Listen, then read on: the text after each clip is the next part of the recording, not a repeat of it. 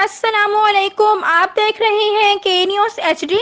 मैं हूं किरण इरशाद। खबर शामिल करते हैं पाकपतन शरीफ से। पाकपतन शरीफ से हमारी नुमाइंदा खसूसी हफीज मलिक की रिपोर्ट के मुताबिक district police Pakpattan DPO Pakpattan इबादत निसार ने सोशल मीडिया पर सब इंस्पेक्टर एजाज कलियां एसआई का दरबार बाबा फरीद पर आने वाले जायरीन के साथ नारवा सलूक की फुटेज सामने आने पर सख्त एक्शन लेते हुए फौरी मुअत्तल करके महकमाना कार्रवाई अमल में लाने का हुक्म जारी कर दिया। तर्जुमान पाकपतन पुलिस। बोल सही है बोल जबान जो मुंह जब कर जा यार गलत कीता सु साडे नाल बाहर कर चक्कर बाहर मारो छोड़